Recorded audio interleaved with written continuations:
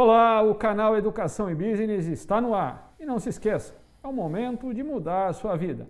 Faça o vestibular Unifia e conquiste um futuro brilhante. Em respeito aos protocolos de segurança contra a Covid-19, mesmo mantendo uma distância adequada, realizaremos a entrevista de hoje utilizando máscaras e fazendo uso de álcool em gel, visando, é claro, a proteção coletiva. Por um lado, uma medicina avançada envolta de conhecimento, tecnologia e medicamentos cada vez mais eficientes. Por outro lado, o sedentarismo, estresse e uma alimentação desequilibrada contribuem para o surgimento da obesidade, diabetes e hipertensão. E para falar sobre o tema obesidade, diabetes e hipertensão, recebo hoje no canal Educação e Business o Dr. Simon, médico endocrinologista. Dr. Simon, seja muito bem-vindo ao canal Educação e Business. Olá, pessoal. Quero agradecer aí a oportunidade de estar falando aí e levando conhecimento a vocês aí sobre esses temas, tá? Da obesidade, sobre o diabetes, tá? E espero que seja proveitoso. Vou tentar falar de uma linguagem simples para que todos tenham proveito do assunto. Muito bem, doutor. Obrigado pela sua presença e aproveitando já o início da nossa entrevista, dentro do tema, qual a relação exata entre diabetes, obesidade e hipertensão, Dr. Simon? Ótima pergunta. Então vamos lá. Em relação a essas três doenças, você vai ver que elas estão interligadas, tá? Geralmente, o estilo de vida da pessoa é determinante para ela estar ou não adquirindo essas doenças. Por exemplo, a pessoa começa a alimentar com uma qualidade, né? Ela come carboidrato exageradamente, né? Carboidrato que a gente fala são os açúcares, tá? Eu falo excesso de fruta ou excesso de massa, né? Pão, macarrão, bolo, tudo isso é excesso de açúcar. Se a pessoa estiver comendo em grande quantidade, ela vai começar a ganhar peso, né? E vai, com essa obesidade, aumentar a probabilidade dela ter uma hipertensão ou uma diabetes. A questão do sódio, né, na alimentação também é uma coisa determinante. O excesso de sódio vai levar a pessoa a ter hipertensão. Então, o hábito de vida da pessoa, se ela tem uma qualidade de vida boa, um descanso bom, né, e uma boa alimentação, ela não vai estar adquirindo essas doenças. Muito bem. Doutor, dentro do aspecto da obesidade, analisando hoje, qual é o impacto desse fenômeno para a saúde pública do Brasil? Bom, também é uma ótima pergunta, gente, porque a questão da obesidade hoje ela virou uma pandemia, né, gente? Que a pessoa que tem, né, isso é no geral, estou falando, né, todo mundo, que tem uma má qualidade alimentar, ela vai estar adquirindo obesidade. E se você levar em conta, né, dentro do índice de massa corpórea, porque se você fazer o cálculo lá de índice de massa corpórea, o peso vezes a altura sobre 2, de 25 a 30 ali é o sobrepeso, de 30 a 35, grau 1, grau 2, depois grau 3, né? Independente desses graus, gente, essa obesidade vai estar abrindo as portas para você adquirir uma hipertensão, uma diabetes com muito mais facilidade. Então, esses problemas vai gerar um custo para o SUS, né? Para o sistema de saúde. E se você adotar medidas preventivas e investir nessa prevenção, você está impedindo, né, e solucionando o problema. Só que a maioria não faz, não dá tanta importância, né, nessa questão da prevenção e acaba gerando uma sobrecarga aí, né, altos custos aí para o sistema de saúde.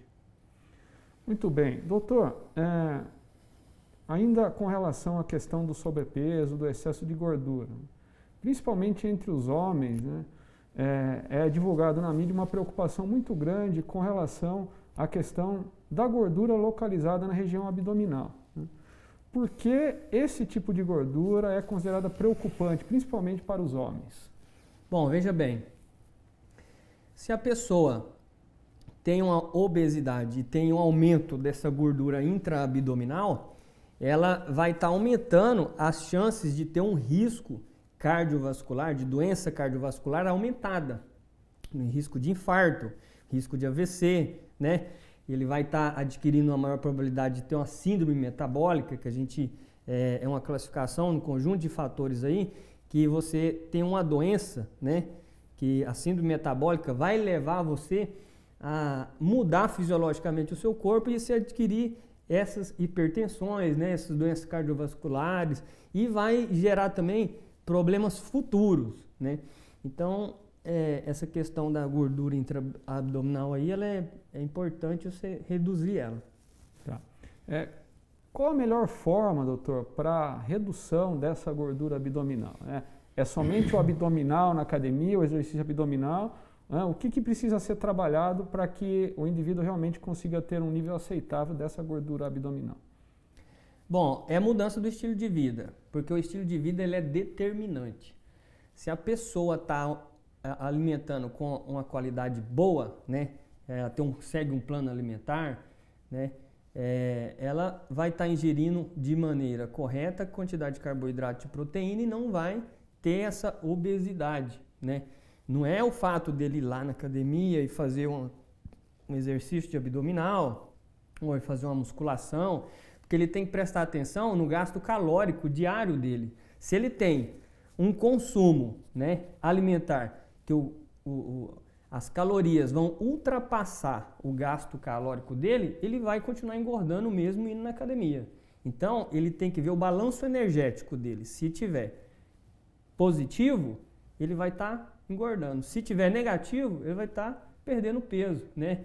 Então, a pessoa tem que prestar atenção no estilo de vida dela, comer adequadamente, fazer atividade física e descansar bem. Entendeu? Tudo bem.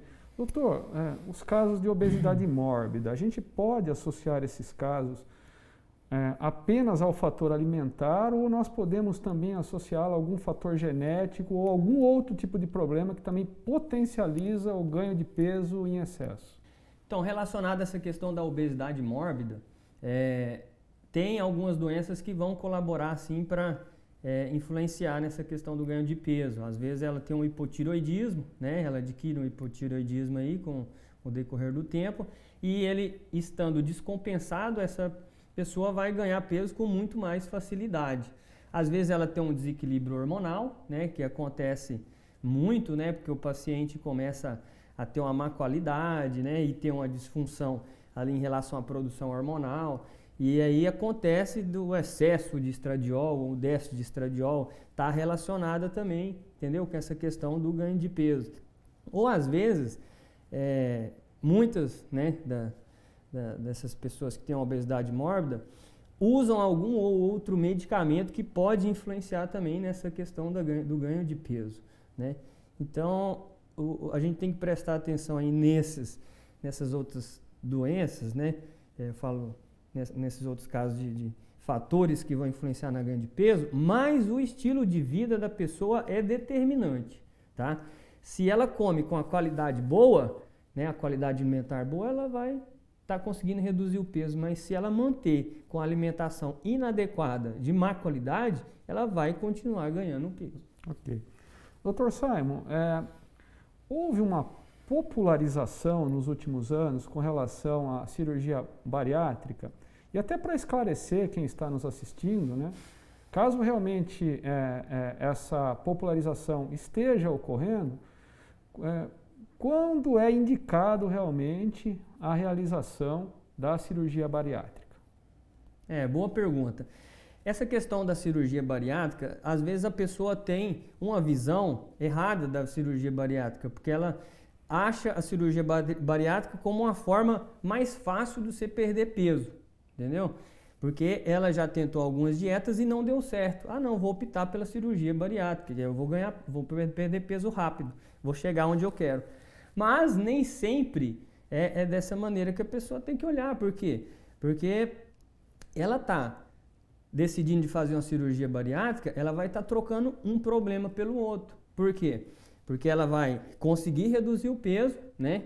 Vai chegar onde é que ela quer, mas ela vai ter que fazer um acompanhamento com nutricionista, com médico, com psicólogo, porque ela vai ter que estar repondo as vitaminas, porque se ela reduziu ali, né, a parte do estômago, do sistema digestivo, não sei qual a técnica que ela vai utilizar, mas ela vai ter uma menor absorção de vitaminas, de nutrientes. Então ela vai ter que estar acompanhando com o médico, né, e com essa equipe multidisciplinar para o resto da sua vida. Então a pessoa tem que colocar na cabeça isso, que ela vai estar trocando um problema pelo outro. Então assim, é melhor ela tentar, lógico, né, a dieta, mudança do estilo de vida, ter uma disciplina, né, e conseguir chegar aonde ela quer, né, do que ela fazer a cirurgia bariátrica já de cara. A cirurgia bariátrica você tem que avaliar um risco-benefício para o paciente. O paciente é hipertenso, diabético, já tem, né, uma questão de vários problemas e ela não consegue de maneira nenhuma conseguir chegar a um resultado positivo. Então ela vai fazer uma cirurgia bariátrica porque é a única solução. Doutor, existe uma relação entre o estresse e a ansiedade com a obesidade? Sim, vou estar explicando aqui para quem está nos vendo aí que eu troquei a máscara aqui porque a outra estava caindo, gente. Eu começava a falar aqui e ela descia, estava incomodando. Eu troquei a máscara aqui só para explicar para o pessoal. Tem sim, a relação é o seguinte, essa questão do estresse e da ansiedade, né? A pessoa começa, por exemplo, um excessivo trabalho, né, aquele horário de trabalho excessivo e a pessoa descansa pouco, dorme com qualidade muito ruim, então ela vai adquirindo um estresse e uma coisa leva a outra, porque o excesso de estresse já gera ansiedade, né? Se a pessoa não descansa muito bem, ela vai ficar ansiosa no outro dia, porque ela dormiu pouco e ela vai ficar preocupada em resolver os problemas dela. Esse excesso de ansiedade e o estresse vai trazer com que ela comece a comer coisas mais ricas em açúcar. Porque isso é instinto, entendeu? Do ser humano. Ele vai achar prazer em alguma coisa, né, para satisfazer ele. Então ele vai começar a comer coisas que tenham mais açúcar, carboidrato, e vai estar ingerindo em maior quantidade, e vai levar a uma obesidade. Então uma coisa gera a outra, né? O excesso de estresse e ansiedade vai criar uma compulsividade alimentar e ele vai estar adquirindo obesidade. Muito bem. Doutor, uso de corticoides, né, durante um tempo muito prolongado, né, ele pode colaborar com o aumento de peso? Pode sim. Por quê? Porque o corticoide, quando você está usando o corticoide, ele vai interferir na gliconeogênese hepática, tá? E ele vai interferir na questão da insulina, né? E então, a pessoa ela vai estar ganhando peso com mais facilidade. Agora, gente, a gente tem que prestar bastante atenção na questão do uso do corticoide. Tem muitas pessoas que fazem uso errado, né, de corticoide. Eu estou com uma inflamação em tal lugar, vou lá na farmácia, compro um anti-inflamatório, um corticoide, né? Vamos dar exemplos aqui. Prednisolona, hidrocortisona, metilprednisolona, tá? Né? Dexametasona, esses são tipos de corticoides, só para o pessoal saber o que é. E aí vai lá na farmácia, compra, tem uma melhora. Só porque ele não sabe a quantidade ideal que ele tem que tomar e nem a quantidade de dias que ele tem que tomar. Então, qual que é o problema? Aí passa, né, que cada um desses corticoides tem até o determinado dia que você pode tomar. Se você passar daquele dia, você tem que fazer um desmame, tá, desse corticoide. Por quê? Porque o nosso organismo, né, ele produz o cortisol, né, e às vezes você tomando demasiadamente esse corticoide, você vai suprimir essa produção de corticoide. E isso vai gerar vários problemas, entendeu? Então ele tem que tomar cuidado em relação ao uso desse corticoide. E quando está tomando em altas doses, com certeza vai influenciar nessa questão do ganho de peso. É importante lembrar que a maioria desses pacientes que usam corticoide também tem uma má alimentação, né? Não tem uma qualidade alimentar muito boa. Come carboidrato exageradamente, então vai levar ao ganho de peso. Muito bem. Dr. Simon, existe uma relação direta entre o sobrepeso e o desenvolvimento de algum tipo de câncer? Sim, porque assim, a questão da obesidade, gente, o ganho de peso, você está aumentando o número de adipócitos, né? Se você tem demasiadamente células inflamatórias, né, no seu organismo, porque se você tem excesso de adiposidade, você está criando um ambiente adequado, né, inflamatório. E você vai ter, né, lógico, aumento de chance de ter células cancerígenas. Então, isso aí é uma coisa que pode acontecer sim, né? A pessoa, junto com o hábito alimentar, já que ela não tem uma qualidade alimentar boa, ela vai pegar e vai comer, né, excesso de conservante, de acidulante, né? E vários outros produtos que são cancerígenos, né? Que a gente sabe que tem vários.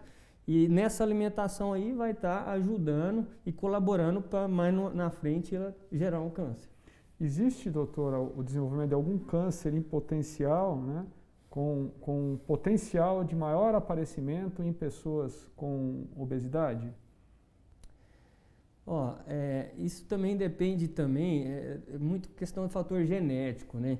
Às vezes a pessoa já tem a influência né? Meu pai teve câncer de pele, né? O meu avô teve câncer de próstata, né? Minha mãe teve um câncer de mama. Então são vários tipos de câncer, mas a questão da obesidade em si, ela pode estar influenciando qualquer um desses, né, cânceres aí, porque não deixa de ser um meio propício, né, para o câncer estar desenvolvendo. Ok. Dr. Simon, saindo agora do tema obesidade e entrando no tema hipertensão. A hipertensão ela é realmente uma doença silenciosa e perigosa? Às vezes sim.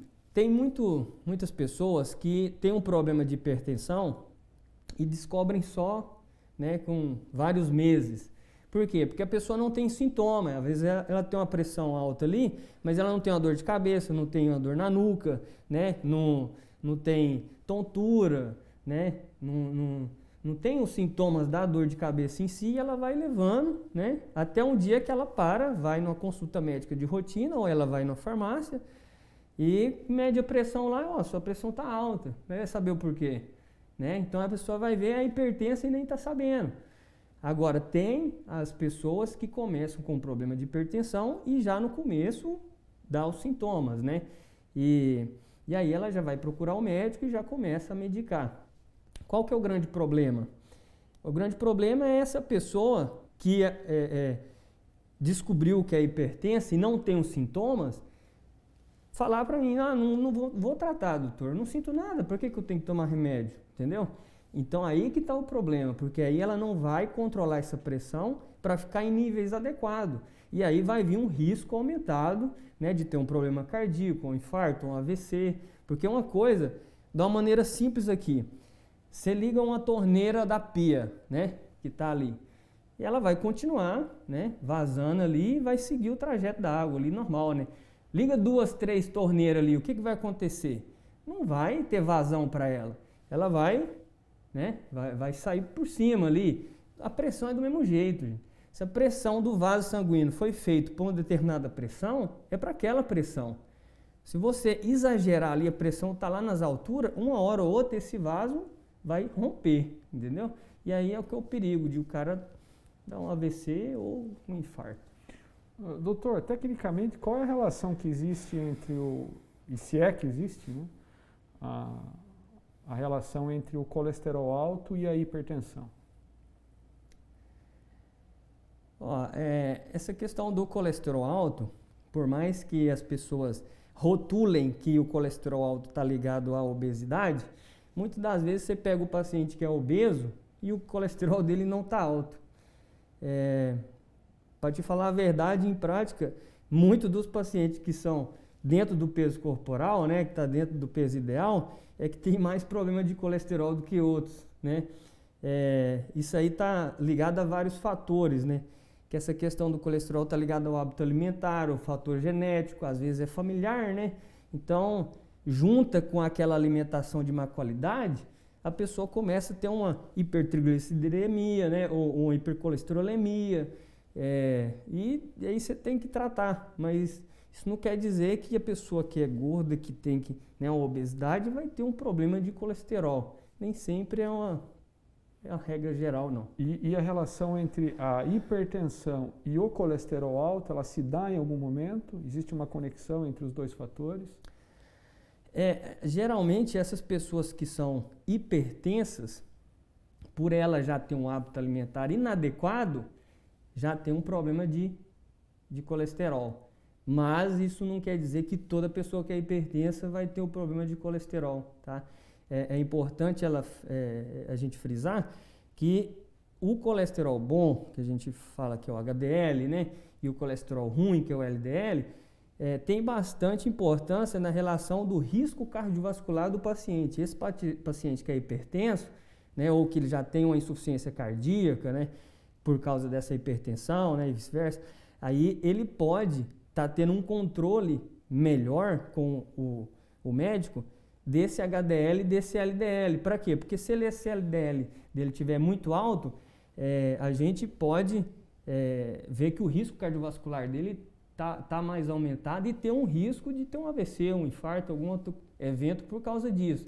Então essa relação de hipertensão e colesterol, ela tem que estar sendo acompanhada, mas não significa que sempre o hipertenso ele vai ter um problema de colesterol, não. Muito bem, Dr. Simon. Quais seriam as principais causas da hipertensão, de uma forma geral? De uma forma geral, é o estilo de vida que é determinante, gente. Porque se a pessoa, ela leva, né, um sono adequado, um descanso adequado, qualidade alimentar, ela não ingere bastante sódio, né, que hoje a alimentação, você vai comer em qualquer lugar, é muita quantidade de sódio, né? E esse sódio faz muita influência nessa relação de adquirir a hipertensão. Então, se você tem uma alimentação adequada, né, faz atividade física, você não vai ter essa hipertensão, você não vai ser hipertenso. Mas se você tiver esses fatores, né, que eu não descanso bem, eu não faço atividade física, eu não como adequadamente, aí vai chegar nessa hipertensão, não tem jeito. E é lógico que a gente tem que ver também a questão do fator genético, né?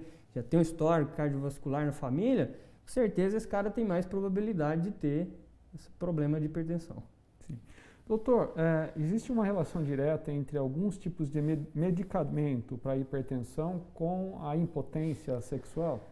Tem sim, tem alguns. Isso é um problema assim que às vezes a pessoa que começa a usar um antihipertensivo, né, por controle dessa pressão, ele nem sabe, né, que isso pode causar um problema de impotência nele. Mas não são todos os casos, entendeu, que vão causar.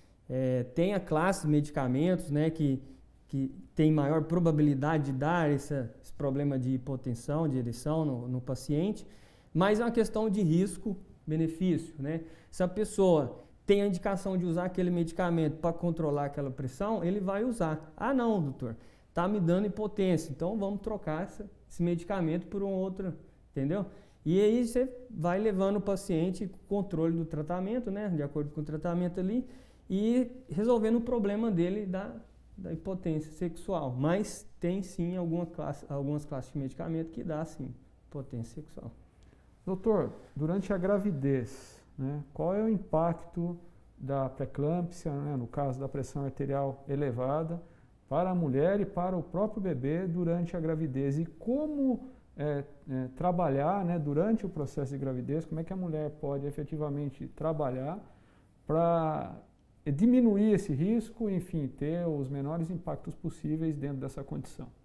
Bom, ótima pergunta. Essa questão do pré-natal dessa paciente, o risco dela adquirir o problema de pressão alta, né, que seja uma DEG ou uma pré-eclâmpsia, né, a gente tem essa classificação, né, dentro da obstetrícia. É só uma questão ali de tempo, que até a 20ª semana a doença hipertensiva, depois da 20ª ali a gente tem pré-eclâmpsia. Então, se essa paciente tem um estilo de vida, vamos frisar aqui no estilo de vida, gente, tem um estilo de vida saudável, ela tem uma alimentação adequada, passou na nutricionista, segue um plano alimentar, né, não está ingerindo muito sódio, está ganhando peso adequadamente na gestação, né, porque cá entre nós, gente, os 3 primeiros meses, a gestante não vai ganhar muito peso, tá? Não é para ela ganhar, porque você vai fazer uma somatória ali, entendeu? De ganho de peso. Tamanho do útero, entendeu? Gordura intra-abdominal ali, né? O feto. Então, a gente estimula mais ou menos um ganho de peso de 10 quilos, né? Mas se essa paciente já ganhou, sei lá, 4, 5 quilos já nos 3 primeiros meses, gente, Então, essa alimentação dela não está balanceada, entendeu? Porque não é para ela estar ganhando esse tanto de peso. Então, se ela vir ganhando peso adequadamente, ela não vai ter a obesidade, né, na gestação e vai ter menos risco de adquirir problema de pressão na gravidez, tá? É um estilo de vida saudável, né? Você tem um estilo de vida saudável, hábitos saudáveis, você não vai estar tendo a chance de ter o problema de hipertensão na gravidez. Qual que é o problema para o feto? É que se esse problema de hipertensão na gravidez ficar descontrolado, vai levar a uma restrição de crescimento do feto. Esse é o grande problema, né? E agora a paciente que está, descobri que ela que é hipertensa na gravidez, vamos tomar as medidas preventivas, né? Mudar o estilo de vida e começar a utilizar as medicações que precisa, né? E aí tem todas as medicações que são indicadas, o metildopa, hidralazina, né? E aí vai começar a ter um controle e não vai ter esse problema de restrição de crescimento do feto. Doutor, e por falar em mãe, em gravidez, né, hipertensão em crianças, ela ocorre de fato? É comum, é algo comum ou algo incomum? Isso não é incomum. Por quê? Porque hoje está muito ligado ao estilo de vida da criança. Antigamente, né, não vamos muito antigamente, né? As crianças tinham o hábito de correr na rua, né, e gastar muita energia, vou andar de bicicleta, vou fazer atividade física, e brinca o dia inteiro. Então, ele queimava muita caloria. Hoje, os filhos, né, as crianças, estão muito no videogame e quer só aqueles jogos ali, e fica o dia inteiro em casa, não gasta energia e tudo. E aí junta com aquela vontade de comer doce, né, a má alimentação, que esse exemplo de boa alimentação tem que vir dos pais, tá? Então, os pais é que tem que determinar, gente, a qualidade de alimento que entra na casa. É ele que vai comprar os alimentos. Você vai comprar qualidade de alimento boa, os filhos vão estar se alimentando bem e não vai colaborar para o ganho de obesidade. Porque esse ganho de obesidade da criança, né, tem muitas crianças obesas, vai levar a um problema de hipertensão. Entendeu? Isso não é incomum. Então, mas meu filho tem 12 anos de idade e está com problema de pressão. É lógico, o paciente está pesando quanto? Entendeu? Então, tem toda essa relação aí. Então, se a pessoa está cuidando dos meus filhos, eu não dou muita besteira para ele, é lógico, outra coisa, né?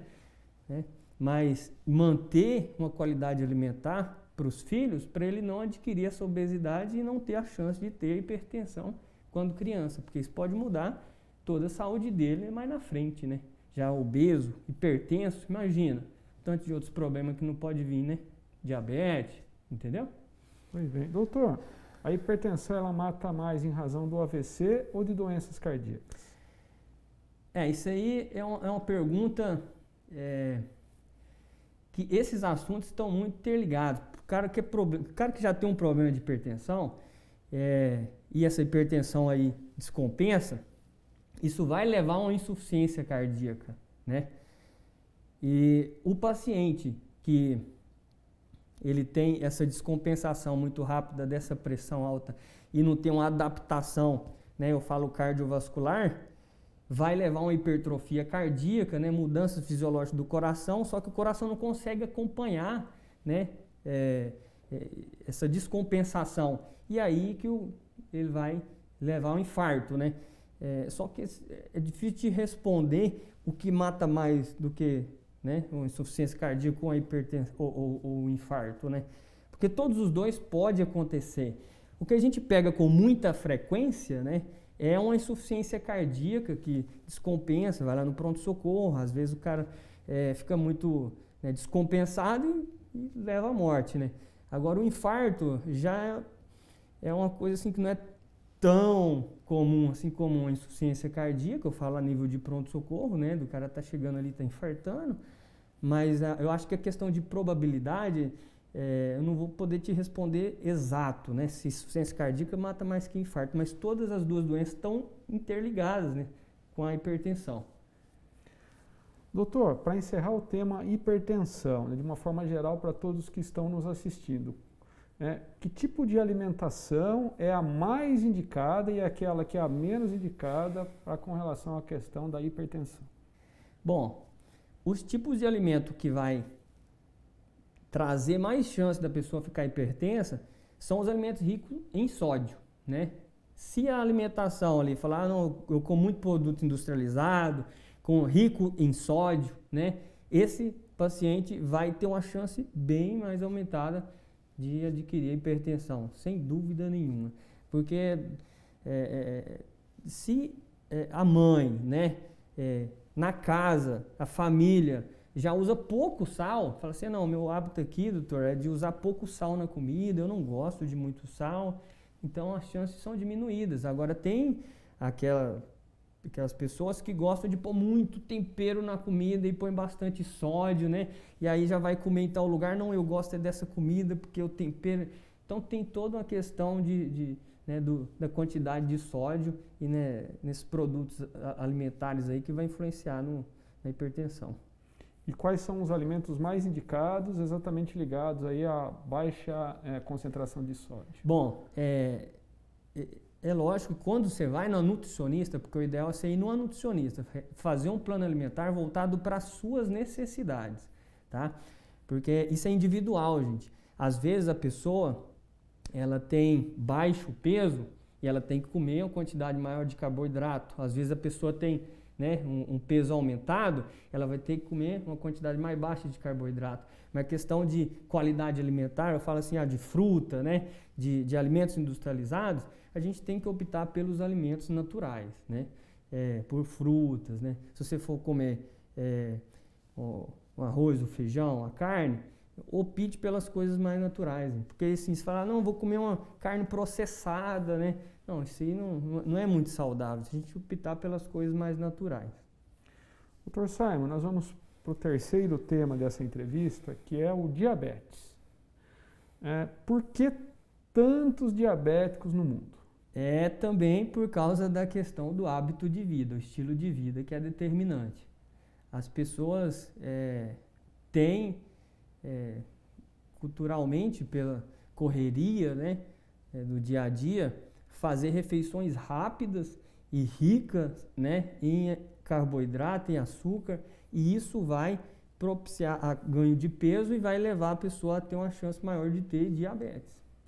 Lógico, tem o fator familiar, né, o fator genético, já tem uma influência genética, outra coisa também que vai colaborar para ela ter essa diabetes. Doutor, a nível mundial, né, se é que a gente poderia fazer uma classificação mais direta com relação a essa questão, né, em que nível de preocupação para a Organização Mundial de Saúde o diabetes está hoje pontuado? O diabetes, gente, é uma doença hoje que atinge proporções gigantescas, né? Em relação falando de Organização Mundial de Saúde, né, essa preocupação, o diabetes ele é tão preocupante como uma hipertensão, né, ou outra doença mais comum, a obesidade, porque isso vai gerar um custo para o SUS, né, para as redes públicas, porque esse paciente vai estar precisando de medicação, né, e então, às vezes, esse paciente vai estar sobrecarregando, né, o sistema de saúde em relação ao número, quantidade de habitantes, né, que tem esse problema. Se o paciente não tem o problema, não vai estar, né, usando o sistema de saúde, as medicações, e não vai gerar esse custo para o município, né, para o estado. Muito bem, doutor. Diabetes tipo 1 e diabetes tipo 2. Qual é a diferença clássica desses dois tipos de diabetes? Bom, o diabetes tipo 1, gente, é aquele diabetes que já tem aquela influência genética, tá? Às vezes o problema está lá nas células beta do pâncreas, que ele vai produzir menos, né, insulina ou não produz insulina. Essa questão do tipo 2, a pessoa, pela influência do estilo de vida dela de estar ingerindo no excesso de açúcar, de carboidrato, ela vai entrar num estado de hiperinsulinemia, porque o organismo dela tem que jogar mais insulina na corrente sanguínea para degradar aquela glicose, aquele açúcar, e aquele excesso ali que fica demais, a insulina fica pouca, e ele vai estar sempre trabalhando em excesso. Aí ele vai entrar no estado de hiperinsulinemia ao ponto de ficar, de não entrar no equilíbrio. E aí esse excesso, né, de carboidrato vai levar com que essa insulina fique cansada, então ele vai adquirir a diabetes ali pelo excesso de carboidrato que ele está ingerindo. Então tem essa diferença, o tipo 1 e o tipo 2. O tipo 1 já tem essa influência genética, né? O tipo 2 já é mais relacionado à questão do hábito de vida. Dentro dessa condição genética, principalmente, Dr. Simon, pais diabéticos, ou o pai ou a mãe diabética, necessariamente terão um filho diabético? Como é que isso se comporta do ponto de vista do estudo genético? Bom, essa pergunta é uma ótima pergunta, tá? Às vezes, esse filho, né, que tem o pai e a mãe diabética, pelo pai e a mãe diabético já levar um estilo de vida bem saudável, né? Às vezes esse filho que tem um fator predisponente aí, se ele tem uma diminuição nessa quantidade de insulina, mas come adequadamente, às vezes ele leve muito tempo para manifestar essa diabetes, entendeu? Agora, falar para você 100% que ele vai tornar-se diabético, não, eu não vou falar, porque já vi aí pessoas que, né, tem pai e mãe diabético aí, que o filho, né, tem seus 30 anos de idade e ainda não se tornou diabético, entendeu? Então o estilo de vida é bem determinante em relação a isso. Agora, se a deficiência está ali, já não é na quantidade de insulina, mas na produção, né? Então, se tem já muita pouca insulina, ele vai ficar com uma diabetes mesmo ele fazendo uma dieta adequada ali. Ele vai precisar de usar uma insulina, porque a produção dele realmente é muito ineficiente. Doutor, com relação ainda à diabetes tipo 1, em que momento, né, ela é mais predisposta a aparecer? Em que faixa etária, normalmente, a diabetes tipo 1 ela é preponderante com relação ao seu aparecimento? Bom, isso vai determinar muito do estilo de vida da pessoa, tá? Que pode muito bem, se ela tiver um hábito de vida muito errado, já pode aparecer bem no começo, né? Às vezes a pessoa, quando criança, com seus 3, 4 anos de idade, já vai ter essa manifestação aí da diabetes, vai ter os sintomas e vai procurar o pronto-socorro ou o médico, ou consulta médica, e vai diagnosticar o diabetes tipo 1 ali. E tem esses outros que podem desencadear só lá na frente, com 20 anos, com 25, entendeu? Então isso aí depende muito da questão do estilo de vida e depende também do fator genético, né?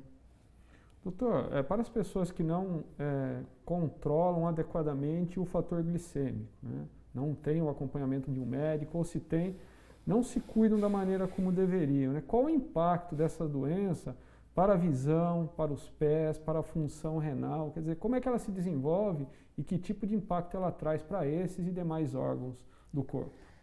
Bom, se a pessoa vive com diabetes compensada, ela vai ter um impacto muito grande. Por quê? Porque ela vai ter as sequelas, né, de um diabetes descompensado. Essa pessoa que vai no médico regularmente, né, segue um plano alimentar, pede os exames dele de rotina, vem com a hemoglobina glicada, né, bem controlada, que a gente sabe avaliar o paciente se ele fez a dieta ali durante os 3 últimos meses ou não. Esse paciente aí, ele não vai ter esse risco, né, essas sequelas do diabetes compensado, né, que pode ser um problema, né, de visão, pode ser um problema renal, ou pode ser uma neuropatia diabética, né, falta de sensibilidade nos pés e nas mãos, né. E esse diabético que é descompensado, que está levando sempre uma má alimentação, que o diabetes fica sempre alto, esse paciente tem um risco muito aumentado de ter esses problemas. Aí, mais lá na frente, ele pode ter um descolamento de retina, uma perda de visão, e isso é irreversível, entendeu? Aí lá na frente, fala, nossa, doutor, estou perdendo minha função renal, vou ter que fazer hemodiálise. Então, tem todas essas consequências do diabetes compensado. Então, por isso que é muito importante a pessoa estar com um diabetes bem controlado, seguindo um plano alimentar, entendeu? E estar com os exames em dias. Isso é muito importante. Muito bem. Doutor, com relação à hemoglobina glicada, né, que é um controle aí médio, né, de 3 meses, né, salvo engano, para o índice de açúcar no sangue, né? Em que patamar essa hemoglobina glicada é considerada aceitável para alguém que tem diabetes? Bom, a gente pega não só a hemoglobina glicada, mas a gente vê uma glicemia média também, né? Na hora que você vai pedir os exames lá, você pede todo, né? Uma glicemia de jejum, hemoglobina glicemia média. Aí, a gente aceita dentro do bom, né? Do normal, uma hemoglobina glicada ali até 6,5, até 7, entendeu? Para uma pessoa que é diabético, já faz uso de medicações, né? E uma glicemia média ali abaixo de 20, às vezes, dependendo do paciente estiver bem controlado, abaixo de 110, né?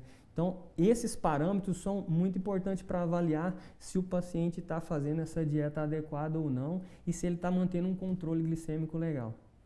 Doutor, existem muitos medicamentos que surgem aí a cada ano, novas insulinas.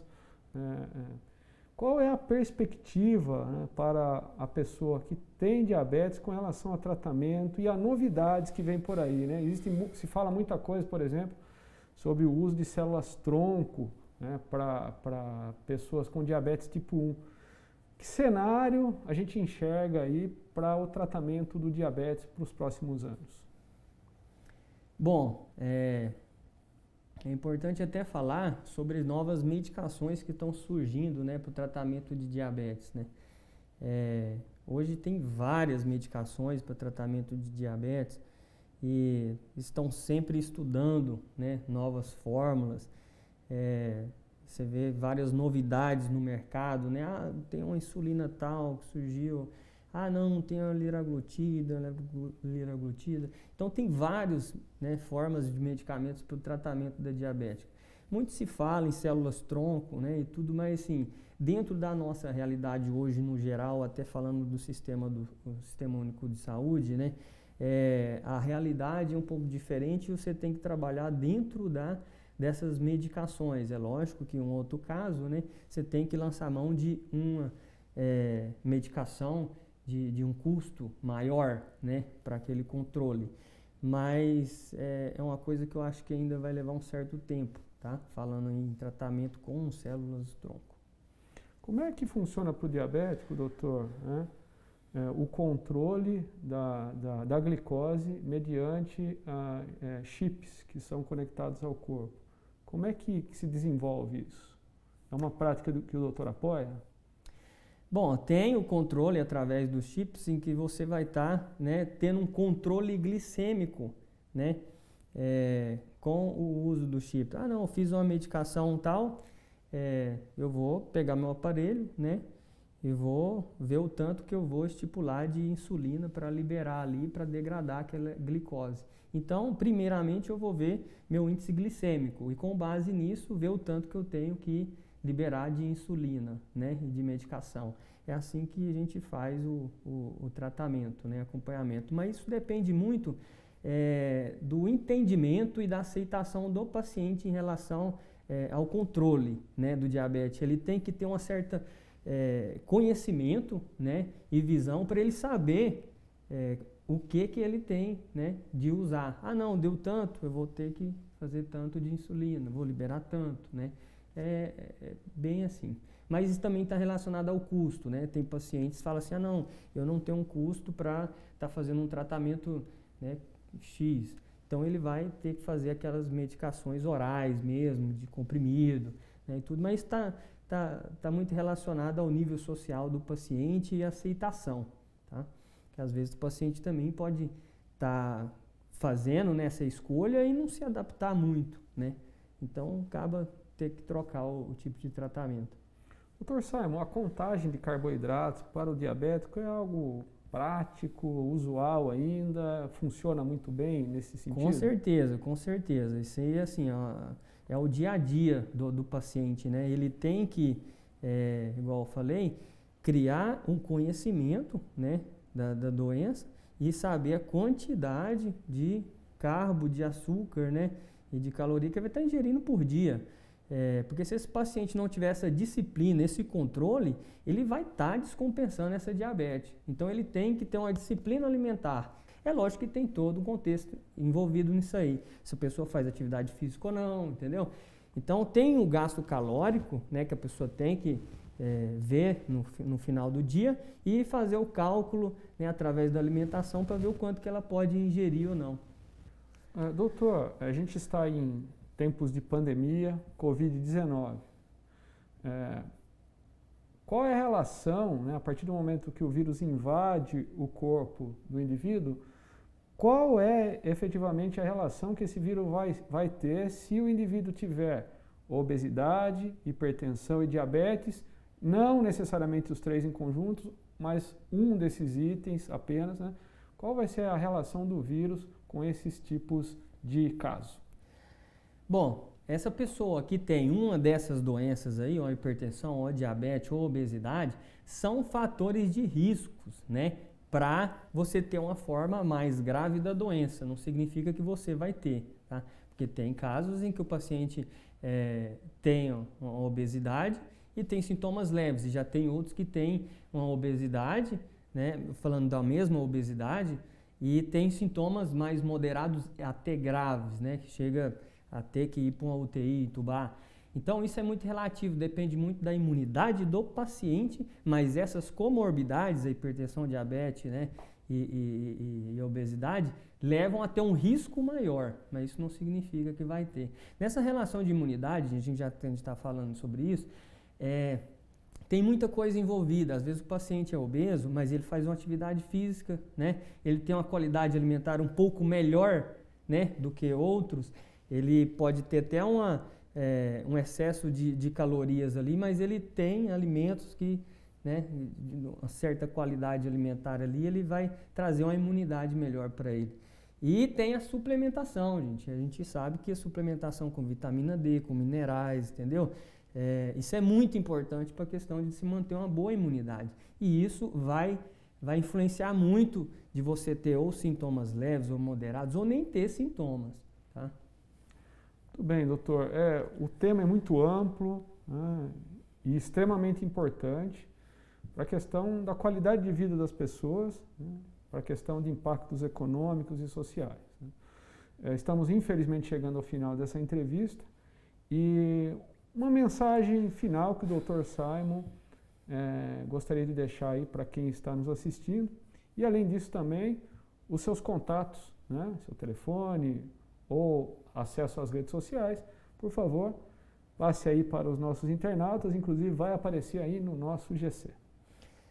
Certo. Bom, primeiro eu queria agradecer a todos aí que estão ligados aí, né, nos vendo aí, e espero que eu tenha passado aí da forma mais simples, né, e esse conhecimento sobre essas doenças, sobre o estilo de vida que a gente está levando, sobre a importância, né, desse estilo de vida, e que as pessoas comecem a mudar, né, que esse conhecimento leve à mudança, porque não adianta você ter um conhecimento e não ter a disciplina, né, e não começar a fazer. Então, as pessoas que estão em casa e nos assistindo, vamos começar a mudar, vamos manter um hábito de vida saudável, um estilo de vida saudável, para você ter ou um controle de doença, se caso você já tenha, ou você não adquirir essa doença, tá? Você ter uma qualidade de vida boa, porque assim você vai ter mais saúde para você estar fazendo as suas coisas diariamente, o seu trabalho, entendeu? Dedicando a sua vida à sua família, né?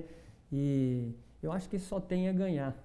Bom, meus contatos aí, eu tenho nas redes sociais aí meu Instagram, né? Dr. Simon Lima. Se alguém tiver interesse, pode ficar à vontade. Lá tem muitas publicações, tem vários assuntos que eu tô falando lá nos feeds, nos stories. Eu estou sempre explicando sobre doenças, sobre estilo de vida, sobre atividade física, né? E tem também meu contato profissional do telefone, né? Se alguém tiver interesse também, pode estar marcando consulta, a gente vai estar ou tratando a doença, ou mudando o seu estilo de vida, ou melhorando a sua qualidade de vida, depende do seu objetivo, do que você quer. Qual que é o telefone, doutor, para que apareça aí no nosso GC? É 19 9, né, 9959 9786. Ok. Dr. Simon, e agradeço demais a presença aqui no canal Educação e Business. Conteúdo aí exclusivo para você que está nos assistindo. Muito obrigado. E já deixo aqui de antemão o convite para que o doutor retorne aqui no canal para a gente poder falar mais aí sobre uma vida saudável para todos. Muito obrigado, doutor. Obrigado a todos aí. E olha só, não se esqueçam de acessar os conteúdos do canal e verificar sobre o Vestibular Unifia através dos vários acessos disponíveis para informação, como o e-code que está aí na tela, nosso site portal.unisep.com.br/unifia ou acessando nossas redes sociais. Não se esquecendo, é claro, de curtir nossa página no Facebook, nos seguir no Instagram e se inscrever no YouTube, além de poder também nos contatar através do telefone 19 3907 9870. Venha estudar conosco e transforme seu futuro. Vamos nos cuidar e cuidar do próximo. Uma ótima semana para todos nós.